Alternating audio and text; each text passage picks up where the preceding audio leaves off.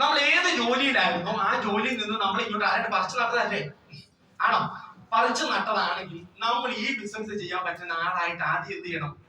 മാറണം. അതിന്റെ ഒരു ഭാഗമായി എന്ത് ഇവിടെ നടക്കുന്നത്. അങ്ങനെ ഒരു ആളായിട്ട് നമ്മൾ മാറണം.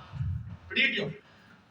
അപ്പൊ അങ്ങനെ ആയി മാറണമെങ്കിൽ ഈ ബിസിനസ്സിൽ ഇന്നത്തെ ഒരു ദിവസം നിങ്ങൾ ഇതെല്ലാം പഠിക്കുമ്പോൾ നിങ്ങൾ അത്രയും കൂടെ വളരുകയും അല്ലേ?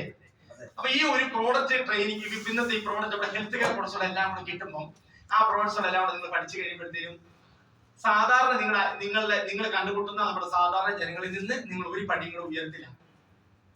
മനസ്സിലായോ? മറ്റുള്ളവർക്ക് നമ്മുടെ ശരീരത്തിലെ ആരോഗ്യത്തെ കുറിച്ചും രോഗപ്രതിരോധ ശക്തിയെ കുറിച്ചും അതിന് വെൽനസ് ഉൽപ്പന്നങ്ങൾ എത്രത്തോളം ഗുണകരമാകുന്നതിനെ കുറിച്ചും പറഞ്ഞു കൊടുക്കാൻ പ്രാപ്തിയുള്ള ഒരാളായിട്ട് നിങ്ങൾ ഇന്ന് വൈകിട്ട് മാറും. ഇവിടുന്ന് മാറും. കൈയടിക്കുന്നില്ല, അത് ഉറപ്പിക്കാൻ മാറും. ഇപ്പൊ നമ്മൾ വിചാരിക്കുന്നത് എന്റെ താഴെ ഞാൻ 4ാം ക്ലാസ്സുകാരി, ഇനിയിപ്പോ ഇവിടുന്ന് എന്റെ ബോധശക്തി പേര് അവര് വെച്ചടിക്കും. അവരെ ബോധവൽക്കരിക്കാൻ അറിയാലോ. ഇങ്ങോട്ട് ഇല്ല, അതൊക്കെ വിട്ടേക്ക്. ഇന്ന് ഒരു ദിവസം കൊണ്ട് അങ്ങനെ നമ്മൾ മാറും. അതുകൊണ്ട് നമുക്ക് ഇവിടെ ഒരു പേരുകളുണ്ട്. എന്താ? HCP എന്ന് വിളിക്കും, ഹെൽത്ത് കെയർ പ്രൊഫഷണൽസ്. നമ്മൾ ആരാണ്? ഹെൽത്ത് കെയർ പ്രൊഫഷണൽസ് ആണ്. LIC ഏജന്റുമാര് ചെല്ലുമ്പോൾ ഞാൻ LIC ഏജന്റ് ആണെന്നല്ല പറയുന്നത്. ഒരു മെയിൻ ആയിട്ടുള്ള LIC ഏജന്റ് ഒരു വീട്ടിൽ കയറി ചെന്നാ പറയുന്നത് എന്താണെന്നറിയോ? ഞാനൊരു ഫിനാൻഷ്യൽ അഡ്വൈസറാണ്. ഞാനൊരു ഫിനാൻഷ്യൽ അഡ്വൈസർ എന്ന് പറഞ്ഞാൽ അവർക്ക് കിട്ടുന്ന ശമ്പളത്തെ എങ്ങനെ സേവിംഗ് സ്കീമിലേക്ക് മാറ്റാമെന്ന് ഉപദേശിക്കുന്ന ആളാണ് ആര്? ഏജന്റ് ആണെന്ന് പറഞ്ഞാൽ ഞങ്ങൾക്ക് ഇവിടെ വേണ്ട ഇഷ്ടംപോലെ പോളിസി എന്ന് പറഞ്ഞു. ഫിനാൻഷ്യൽ അഡ്വൈസർ എന്നുള്ള പേര് മാറി എന്ന് പറഞ്ഞാൽ ഈ ബിസിനസ് നമ്മൾ ചെയ്യുമ്പോഴും ഞാൻ കുറച്ച് ഉൽപ്പന്നങ്ങൾ എടുത്ത് വിറ്റ് നടക്കുന്ന ആളാന്നല്ല പറയണ്ടേ. പകരം ആരാ?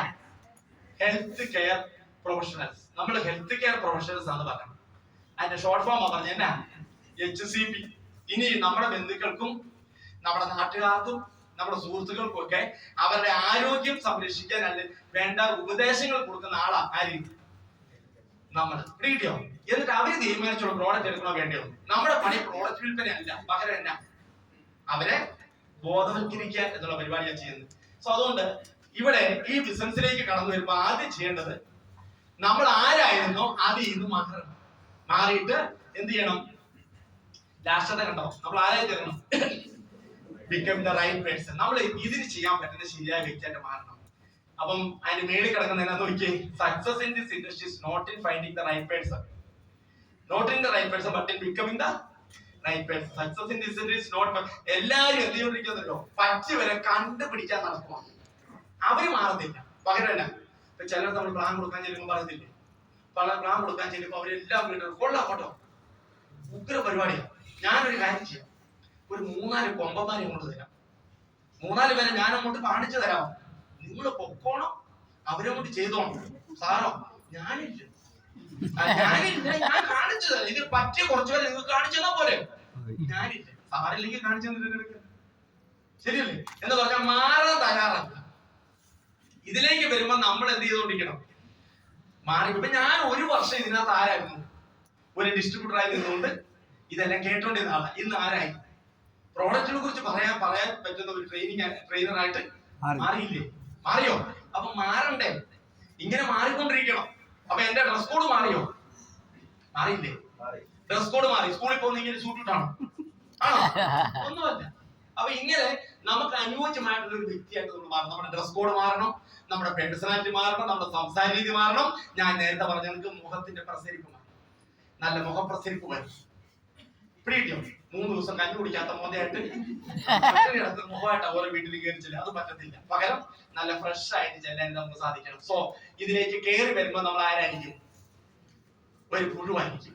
നാളെ പക്ഷെ ആരാണ്? ഒരു പുഴുവാണ്, ചിത്രശലഭമാണെന്നുള്ള കാര്യം മറക്കരുത്. വെറും ഒരു മുട്ട വിരിഞ്ഞൊരു പുഴുവായിരിക്കുന്ന സാധനമാണ് നമ്മൾ കാണുന്ന മനോഹരമായ ചിത്രശലഭമായിട്ട് മാറുന്നത്. പക്ഷെ അതിനിടെ കുറച്ച് പ്രോസസ് ഉണ്ട്. ഉണ്ടോ ഇല്ലയോ? ഇത് മുട്ട വിരിഞ്ഞ് പുഴുവായി കഴിയുമ്പോൾ ഇതൊരു സമാധിയായിട്ടിരിക്കും അല്ലെ? ഒരു കൊക്കൂൺ എന്ന് പറയുന്ന ഭയങ്കര ശക്തിയായിട്ടുള്ള ഒരു ഇതിനകത്ത് ഇത് ഇങ്ങനെ ഇരിക്കും. കുറച്ചു കാലം ഇരുന്നിട്ട് ഇത് പൂർണ്ണ വളർച്ച എത്തുമ്പോഴാണ് ഈ കൊക്കൂൺ പൊട്ടിച്ചിട്ട് ഇത് പറക്കുന്നത്. പക്ഷെ ഈ കൊക്കൂൺ പൊട്ടിക്കുക എന്ന് പറഞ്ഞാൽ ഭയങ്കര പാടുള്ള പണിയാണ്. ഈ കൊക്കൂൺ